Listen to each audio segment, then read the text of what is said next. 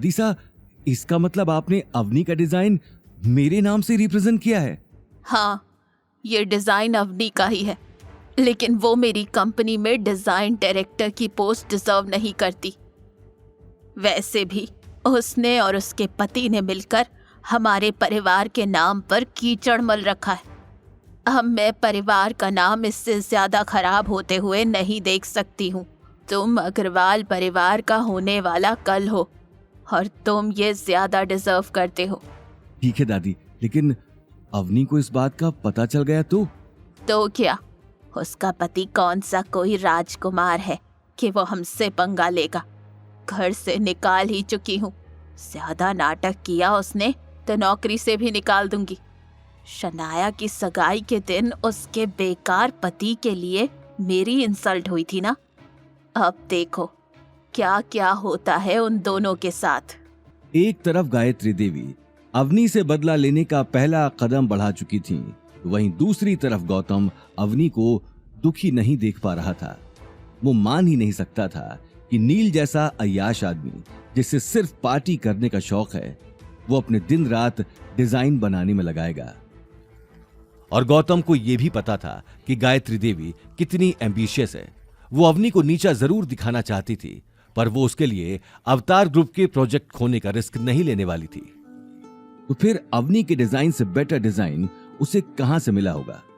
गौतम मुंशी जी को कॉल लगाकर उनसे फाइंड आउट करना चाहता है कि क्या नील या गायत्री देवी ने किसी इंटरनेशनल डिजाइनर का काम चुराया है, क्योंकि उसे कॉन्फिडेंस था कि राजस्थान में क्या इंडिया में भी कोई भी अवनी के इस डिजाइन को बीट नहीं कर सकता था। देखते ही देखते दिन निकल गया। अवनी अनिल और गीता से ऑफिस में क्या हुआ छुपाती है और गौतम से भी कहती है कि इस बारे में वो उनसे कुछ ना कहे।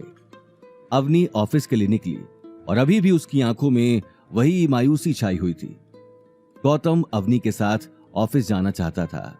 वो उसे उदास अकेले में नहीं छोड़ना चाहता था, पर गीता को लगता है कि गौतम घर के कामकाज में कामचोरी करना चाहता है, और तब वो पैर दर्द का बहाना बनाती है और गौतम से अपने पैर दबवाती है। वो गौतम को 1 मिनट भी अकेला नहीं छोड़ती कि वो मुंशी जी या अभिनव से ये पता कराए कि अग्रवाल ग्रुप में क्या हो रहा है। बार बार उसके दिमाग में अवनी का वो मायूस चेहरा आता रहता है, पर वो जितने भी बहाने बनाए, गीता उससे कोई ना कोई काम कराती ही रहती है।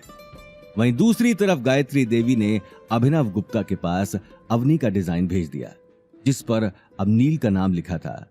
अभिनव ने एक ही नजर में आने वाले प्रोजेक्ट के लिए उस डिजाइन को सिलेक्ट कर लिया।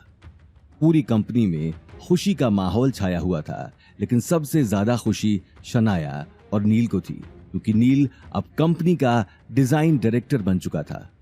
वहीं अवनी को कंपनी में आते ही कुछ अलग सा फील होने लगा।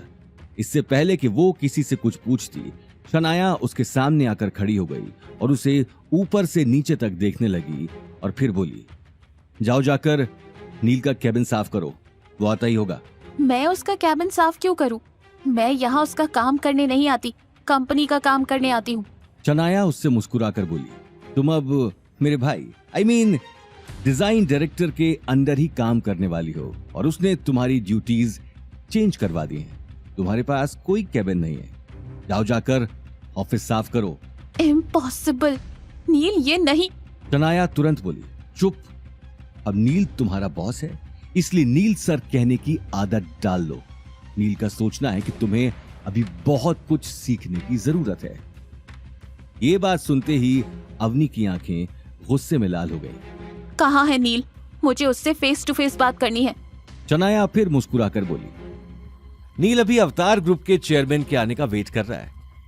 फाइनल कॉन्ट्रैक्ट जो साइन होने वाला है, तुम जाओ यहां से। इससे पहले कि शनाया आगे कुछ कह पाती, अवनी गुस्से में कॉन्फ्रेंस रूम के अंदर चली गई। कॉन्फ्रेंस रूम में केवल 2-3 लोग ही मौजूद थे जो टेबल साफ कर रहे थे। अभिनव गुप्ता के इंतजार में नील प्रोजेक्टर के सामने बैठा था। नील को सामने देखते ही अवनी का चेहरा गुस्से में भड़क गया। नील, तुमने मेरी ड्यूटीज चेंज करवाई हैं और मेरे कैबिन से मेरा सामान बाहर निकलवा दिया। हाँ, अब मैं तुम्हारा बॉस हूँ, मैं जो चाहूंगा वही होगा। आगे की कहानी जानने के लिए देखिए अगला एपिसोड सिर्फ पॉकेट एफएम के यूट्यूब चैनल पर और रॉयल वारिस के सारे एपिसोड्स को सुनने के लिए डिस्क्रिप्शन में दी लिंक से डाउनलोड करें पॉकेट एफएम ऐप।